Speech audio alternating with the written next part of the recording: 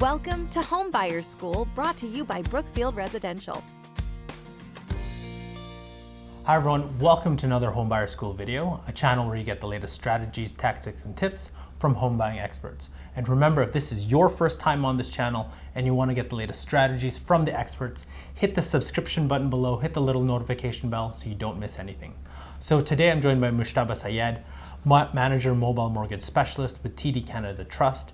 And today the question we're going to answer is, how has the recent interest rate hikes actually impacted mortgage rates? Yeah, it's a great question, Carl. So interest rates, when they go up, they impact your payments, right? So the higher the rate is, your payments are affected by that. So when prime has gone up, so anyone that was in a variable rate, their payments have gone up, right? So they most likely saw that they're now paying more on a monthly basis. Also, the interest cost has gone up. So interest cost, what it is the cost of borrowing when you actually go lend to a bank, right? So you end up paying a printable portion, which is what you borrowed, plus whatever the interest portion is, what the banks have kind of charged you for the money that you've borrowed from them. So when prime rate or variable rate goes up, your payments go up and so does your interest cost. So I know we were talking about this before we had this segment. So whenever interest rates go up, that doesn't necessarily mean mortgage rates go up, right? Well, it really just depends on what interest rates are going up, right? So if the Bank of Canada raises the overnight rate, which we call technically prime rate, so the Bank of Canada raises their overnight rate, and then that impacts the bank's prime rate. So, but they're not really tied into fixed rates, right? So if prime rate goes up, yes, variable rates go up. Credit cards, if you have a variable credit card, those goes up. Any lines of credits, anything tied to a variable rate will go up. Anything that's in a fixed rate will not go up, right? Fixed rates are based on the bond market. So like a 5-year fixed rate is kind of based on a 5-year bond yield. Very different, they're kind of correlated. One is not really tied into the other. There have been instances where prime rate has gone up and the banks have raised fixed rate, and that's just technically a coincidence, but they're not technically tied together. If prime goes up, not necessarily fixed rates will go up. In the last couple of years, last 4 or 5 years, when mortgage rates were historically low, prime rate didn't change a lot for a matter of 4 to 5 years, but we did see fixed rates kind of go up, kind of come down, and come down lower, and then went back up a bit. But they're just like I said, they're not really tied together. So let's say you're in a fixed rate right now, and the Bank of Canada raised their overnight rate. You probably won't be affected. That's correct, right? Yeah. So one of the benefits of going into a fixed rate is that you're not really impacted with any changes, right? With the Bank of Canada or interest rates or where even the economy is. So you do pay a little bit of a higher rate compared to a variable sometimes, depending on that, to get that safety and security. But for that 5-year fixed term or a 3-year fixed term, whatever the fixed term is, you are locked in. You don't have to worry about rates rising and impacting your payments or impacting your interest charges. Once again, another great conversation to have with your lender to see if that's something that would impact you and to see what's best for you, a fixed versus a variable.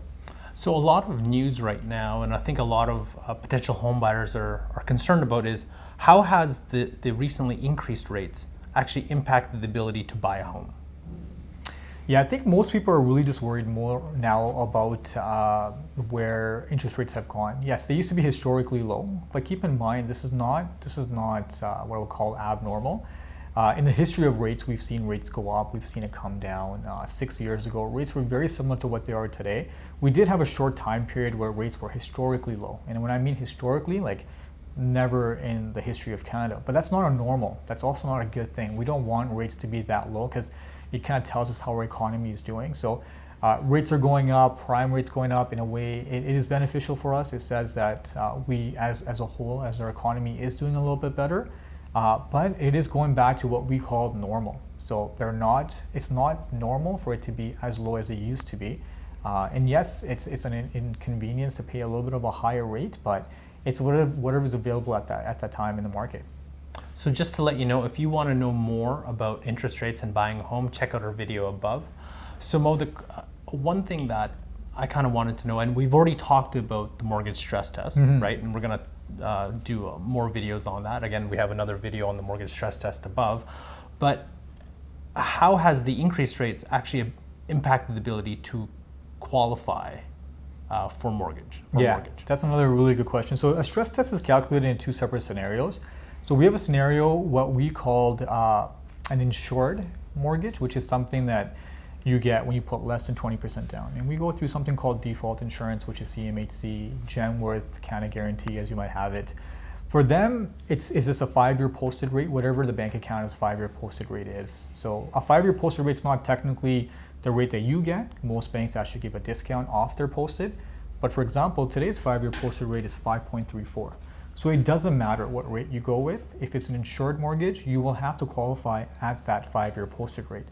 Now, if you go for a conventional rate, that's where the rules changes a little bit for the stress test. So if you're putting technically 20% down or more, and you're not having an insured product, you would technically, the stress test is calculated a little bit differently. So they could take a look at your rate, and they can add a 2% premium on top of that just as a qualifying rate. So for example, let's say if the 5-year fixed today, for example, is 3.6, they could charge you 5.6, which is 2% more. So it really just depends. So in that point, if you're putting more than 20% down, interest rates going up also impacts your qualifying rate, which also goes up, and then you qualify for less. So is it kind of like with the increased rates, is it better to put down 20% or more, or is it actually better to put like the minimum at 5% down? Once again, it really just depends on your own financial situation, something that you would want to sit down with your advisor, lender, specialist, etc., to kind of talk about, to say, I do have the option of putting 20% down. Is that going to be more beneficial to me based on getting a lower rate, easier qualifications? And they can discuss that with you. Now, it's not necessarily just because you qualify for higher that you should go with an insured product, because there's a cost to having an insured product, right? And that cost will most likely be built into your mortgage, which kind of compounds with the interest rate that you pay. Even though it's a lower interest rate, you might end up paying more in the long term. So you do want to have that discussion with your lender, specialist, and see if it makes sense for you to put 20% down. Sometimes it makes, even with the higher qualifying rate and a slightly higher interest rate, it still makes more sense to put that over the long term. It comes also a conventional product, comes with more perks than I guess someone like the insured product does. If you're putting 20% or more, sometimes you have the ability of going for a 30-year amortization instead of a 25-year, which is the cap on an insured product. So it gives you the ability to lower your payments and then kind of go on that. So once again, a great discussion to have with your lender. Perfect. Do you have anything else to add? No, I think that should be it. Great. The question I have for you is, has the recent interest rate hike actually impacted your ability to buy a home? Let us know in the comments below. Well, thank you very much for joining us, and we'll catch you next time. That's another edition of Homebuyer School. Tune in next time for more expert tips and tricks. And visit homebuyersschool.ca to bring you one step closer to finding your dream home. As with everything, it would be great if you like and share our videos. Also, please let us know if you have any home buying questions you want us to answer.